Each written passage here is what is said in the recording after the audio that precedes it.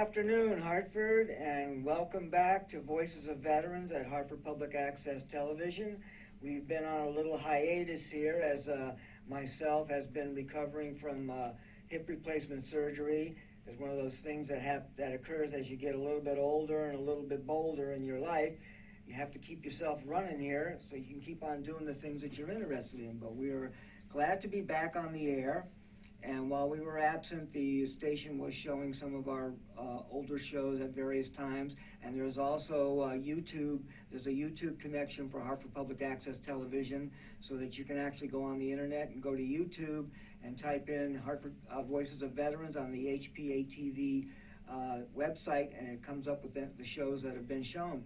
Plus, every Thursday at 3 p.m., they show one of the current shows on Channel 5. The shows are generally a half an hour long, so we welcome you to tune in and listen to what the veterans have to say.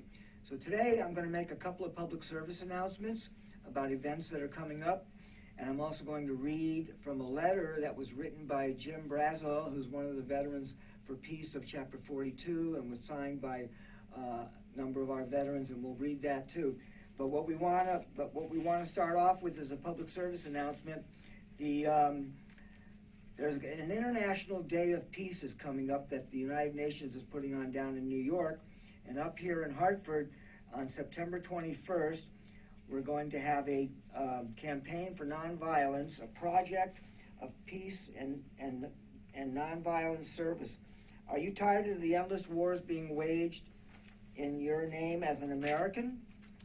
More than a little concerned about the pervasiveness of violence in our culture? Do you find yourself longing for but wondering if the day will ever come when peace will finally arrive? If you want to help that day become a reality, you are invited to join us on September 21st, 2019. We will gather in front of First Church in West Hartford Center to commit ourselves to doing whatever we can to make peace a meaningful reality for all. We will support each other as we stand up for peace now and into the future. We will engage in dialogue, walk the church's labyrinth in moving meditation, pray silently, and extend compassion for all in the name of peace. So that will be at First Church, West Hartford Center at the corner of Farmington Avenue, North Main Street, September 21st, 2019, from 11 a.m. to 3 p.m., and you're more than welcome to join us. One of the letters that we wrote in regard to this Day of Peace that's coming up was published in the Friday edition of the Hartford Current in the opinion piece. It's in the letters to the editor, and it's entitled "Gun Control and the Need to Teach Peace." Regarding Holly Ronska's op-ed, a teacher's plea to President Trump, do something about the mass shootings, our kids are more important than guns, members of Veterans for Peace, Chapter 42, many who have been in combat zones see a connection between the exported military violence we invest in to the tune of about $700 billion a year and the increase in violence we see in all the communities and in the sad mass shootings in the schools. Ms. Ronska states that she is the daughter of a police chief. Police chiefs throughout the country have been mostly silent on standing up to support any form of gun control. She should ask her father why this is so difficult. We need police chiefs as leaders in this fight. She also might ask administrators at the school district where she teaches to take a critical look at the curriculum and consider courses that value international peace rather than conflict. In the upper grades, the historical consequences of war and violence need to be pointed out from an international perspective, not just from the U.S. point of view. Members of Veterans for Peace have started approaching school leaders to get them to see the need to teach peace. However, this idea of peace, we have been told, is seen as too political. The response so far has been underwhelming. The United Nations International Day of Peace is on September 21st, and this would be a good time for teachers, police, community leaders, and citizens to refocus their efforts on the need for international peace, not violent reactions that only result in increased violence at home and abroad. Jim Brazel of Newington, Guy Blaze of Windsor, Bill DeMarais of North Windham, Steve Fournier of Hartford, Mike Gillimet of Thailand, myself, Dave Yano of Hartford, Fred Lewis of New Britain, Henry Lohendorf of New Haven, Paul Nikolachek of Farmington, and Bill Potvin of Willimantic, all members of Chapter 42 of Veterans of Peace, have signed on to this letter, and some of us will be participating on September 21st in the Day of Peace. We invite all of you to do that, and also to remember that veterans have a special voice in the need to teach peace. A lot of us have seen combat and know the price that is paid by our own bodies and the bodies of the people we count as our enemies. So we would like to see the $700 billion that go to the military-industrial complex go into the peace curriculums in our local public schools and libraries and public services, so that we can afford to live our lives in peace. So if you're interested in that letter, you can read it in the Hartford Courant. It's also online. Today I'm going to read a few things from books written by veterans. This is a particular book called Late Thoughts on an Old War, The Legacy of Vietnam, written by Philip D. Beater, who was an officer and was in the 11th Armored Cav in Vietnam in 1969, 1970, virtually the year before I was there. And in this book, he goes over a lot of the things that happened to him in war, but in particular, he talks about something that's called a solatium. Some of you may recognize that term, and others of you may not. But what a solatium is going to be explained here in this letter, in this chapter that he wrote in the book. More than 30 years later, and not a week goes by when I don't think of the dead Vietnamese boy at Gia Ray. Actually, I go through periods when I see him every day. I zip open the body bag, and out he comes, face first, the rest of him in a fetal crouch, arms and legs drawn up in front like some dreadful insect mutation. Later, I find out that it's what dead bodies often do. Everything, head, limbs, torso, is covered in a kind of viscous, translucent slime, the stuff used in monster movies. A combination of mucus, chest fluid, urine, and dissolved fecal matter. It smells oddly sweet. Later, I find out that is how dead bodies often smell. It's dusk. Earlier in the day, I sent this boy out on a helicopter with a depressed skull fracture. The mechanized unit, to which I'm a platoon leader, tanks, armored personnel carriers, and assorted other vehicles, had been moving through his village, and a big tank retriever had knocked down the corner of an old ceremonial stone gate. A heavy piece about the size and weight of a cinder block had fallen on the boy's head, caving in one side of his skull. When I pick him up and carry him to my track, I notice that the indentation is the exact shape of the rock. My next recollection has me inside a nearby fire base, Marianne, I think it's called, kneeling on the helipad with the boy in my lap and a Prick 25 radio beside me. I'm yelling into the handset, begging for an Army medevac helicopter, a dust-off. Voices on the other end keep telling me that no dust-off is available, and that even if one is, I can't call a dust-off for a Vietnamese civilian. In between sessions of screaming at the bastards on the radio, I keep looking down at the kid, patting him and stroking him and telling him it's going to be all right. We'll get him out of there and somebody will take care of him. He seems to be just barely breathing. Under his short, black, shiny hair, I can see the big rectangular dent in the side of his skull.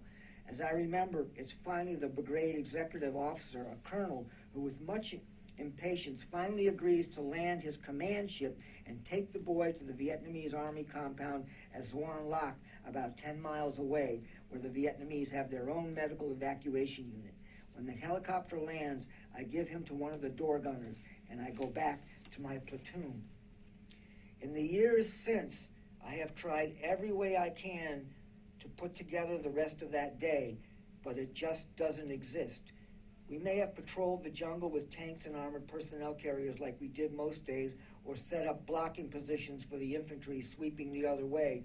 We may have done convoy escort or roadblock duty. It was bad country up there. On the roads, we kept passing burned-out hulks from the last American unit to operate in the place a year or so before, a hot shit armored cavalry regiment commanded at the time by George Patton Jr. that obviously had not won all that many hearts and minds. Once in the middle of a jungle clearing, we found some kind of aircraft fuselage with French markings. Boy, I remember thinking, is this going to be a long war?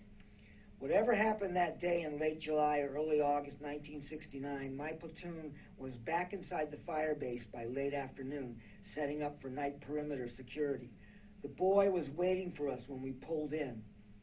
Also waiting were orders to get him cleaned up and ready for a ceremony in the morning when he would be returned to his family for burial. Because I had the only field medic, he got the job. I went with him to see if I could help.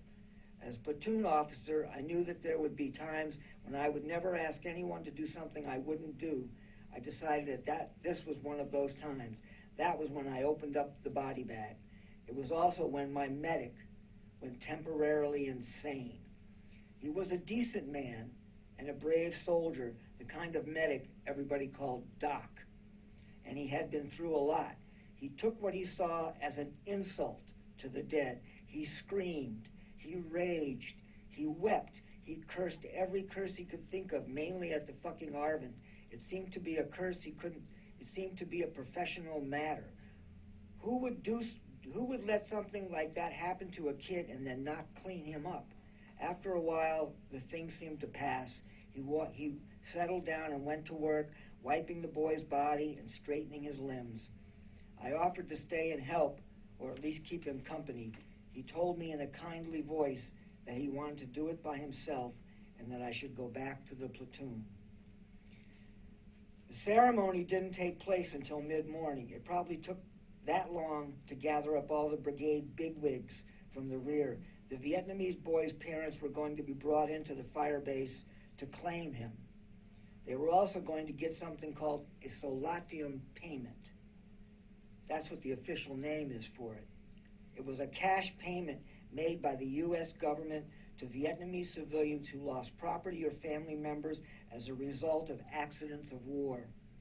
The figure, as I recall, was alleged to be around $35. $35 for your dead child. The procedure was administered by a special staff officer in the brigade called the S5. This was something the Army had added during the Vietnamese War. Traditionally, S1 was personnel, S2 was intelligence, S3 was operations, and S4 supply. In Vietnam, S5 was the officer for civil affairs, who provided civilian medical and dental care, helped rebuild damaged property, and involved villagers in agricultural and sanitation projects and the like. This was another thing the S5 did. Find Vietnamese civilians who had lost loved ones due to military operations and arranged solatium payments. He was also in charge of arranging the ceremonies like the one at Marianne. I watched from a distance. The meeting was held in the back of a big armored command vehicle full of radios and situation maps with a ramp that dropped to the ground and a tent attached like an awning making a kind of pavilion. Lots of high-ranking functionaries had flown in for the ceremony, including a couple of field-grade officers from the brigade staff and the local Arvin commander. The S5 did the honors. The parents looked numb and bewildered. They made strange smiles and bows. Every time they did, the Americans smiled and bowed too, and then the parents smiled and bowed some more. Besides the cash payments, the parents received a couple of big ration supplement boxes like those given to units in the field once a week or so. SPs, or sundry packs they were called, full of candy, snacks, and toilet items, and each with about 10 cartons of American cigarettes in all different brands. And that was it. An infantry company moved in to secure the firebase, and the next day I was back in the jungle with my platoon. Eventually I left the platoon and became the executive officer of my troop, a company-sized unit. When my year was up, I went home. I went back to graduate school and used the GI Bill to get a PhD in English. I spent my career teaching American literature in a university. As part of my work, I've written a good deal about the literature of the Vietnamese War. On the one hand, I suppose it's been my way of coming to terms with the experience. On the other, not much of it has dealt directly with what I did or what happened to me personally, and I can only infer that until lately at least, I have wanted it that way. I'm 58 now and a parent for the first time. My wife and I have a daughter who is 9. I have an obsessive fear that something bad is going to happen to her. There are times when I put her in the car and go somewhere with her mother or someone else I really trust, and I worry that I'm never going to see her again. One weekend about 3 years ago, when my wife and I were on the beach and my daughter was staying with her aunt, I convinced myself that they were going to be freakishly murdered. For a day and a half, I sat in a chair, staring and mute, bludgeoned with medication. My wife took me home. A VA psychologist who has become a friend tells me that this is all typical of what he calls recurrent, unpleasant thoughts, a form of PTSD called delayed post-traumatic stress disorder. It's all through the literature, he tells me. Deep down somewhere, he says, it's the dead Vietnamese boy at Gia Ray I'm thinking about. And he's right, I've decided. I've also checked the DSM-4, and he's right there too. It's all in black and white. Intrusive memories, persistent anxiety, excessive vigilance. This is the war that goes on and on beyond the actual war that we were engaged in. Sometimes when I would go into the schools and I would talk to the kids, I would put up on the wall, Vietnam is over and over and over and over. And they would begin to understand. And this program that we put on here, that we veterans participate in, and that the veterans that I read from their books are basically still engaged in the war. We may not physically be engaged in the war, but the war goes on inside our heads every day, 24 hours a day, for every minute of the day, for every second of the day. And that's, I think, the most important thing that needs to be taught in the schools. And if we're gonna teach peace, we're gonna have to teach what the war does to us. And that's what we're attempting to do with this program, and that's what veterans are attempting to do when we go to these demonstrations, and we go to these, we go and stand up for what we believe in. And when I bring books here and read them from veterans, it's not just American veterans. It's veterans of all wars. This is a book called One Soldier's War by Arkady Babchenko. It took place in the 2 wars in Chechnya that the Soviet Union is involved in. And just so you can see how this carries over from one nation and one army to another, I'm going to read from this last chapter in this book. This chapter is called I Am a Reminder. About 1 million military personnel passed through Chechnya in the 10 years after the start of the first war in 1994. That's the population of a large city. 50 divisions of seasoned soldiers who bring their philosophy, the philosophy of war, back to civilian life with them when they return. Ave Caesar, morituri te salutant. Hail Caesar, those who are about to die salute you. At the age of 18, they had already killed men who were sometimes older than their fathers, and they saw how these grown men died from the bullets unleashed by their hands. There were no voices of authority, and there was no God either. They were ready for anything. There were no women in their world, no children, no old men, no sick people, no cripples. There were just goals, dangerous ones, safe ones, and ones with potential. 3 of these veterans meet and sit in the subway near my metro station every morning. They have 5 medals between them, 6 crutches, 2 artificial limbs, and 1 leg, and a common hatred for the whole world. They have been coming here for a few years now to sing songs, and they are always the same songs in the same order. They sing terribly, but that doesn't bother them. They hate the people they are singing for. They see the world from below, and not just because they have only half of their bodies left, but because half of their souls are gone too. They're closer to the spit-drenched asphalt than to people's faces. They no longer have the strength to get up and start a new life on plastic legs, and no longer wish to. These young men don't want to try to keep up with life anymore. All they want is for the war to last forever, and for them to be part of it. I sit on the ground with them in the subway. On the scratched marble stand a bottle of vodka and a soldier's mug, and beside them a pack of cigarettes and some matches. For furnishings, one of them brought a traveling rug, a small cushion to sit on, and a tape player.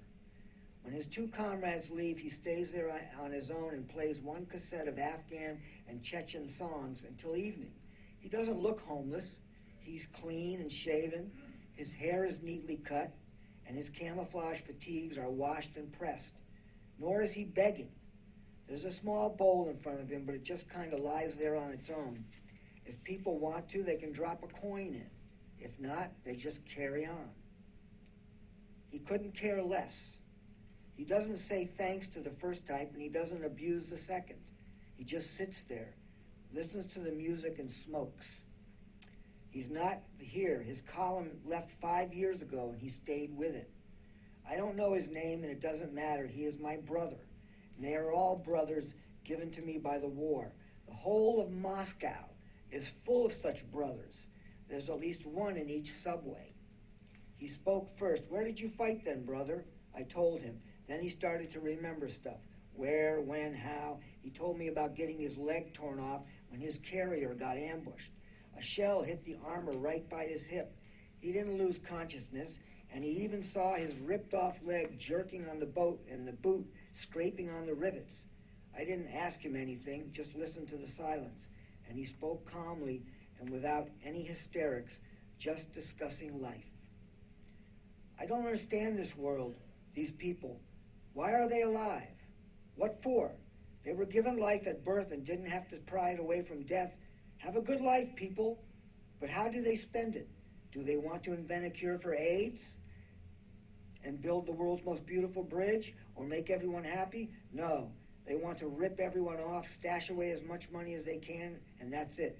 So many boys died, real kids, and these people here fritter their lives away as ignorantly as a kitten playing with a ball and have no idea why they are alive. Pointless people. A whole world full of pointless people. A lost generation. It's not we who are the lost generation. It's them. Those who didn't fight. They are. If their deaths could bring back just one of those boys, then I'd kill all of them without hesitating. Every single one of them is my personal enemy. He lights a new cigarette from the stub of the last and pours a shot of vodka. And then he laughs evilly, and his eyes flash with hatred. I get up silently and I leave him cigarettes, matches, and vodka. There's nothing else I can give him apart from money. I walk away from him without saying anything, and he doesn't even look at me. For him, I am also one of them, which means whatever I say is a half-truth. And this is a reminder of what the war really costs us. So that's a Russian veteran, and you can see that the Russian veterans are consumed by the war that still goes on in their heads, just as a lot of us Vietnam veterans and Afghan veterans and Iraq veterans. And what we would like to do in the schools when we teach peace is put an end to the need for veterans, so that there will no longer be voices of veterans.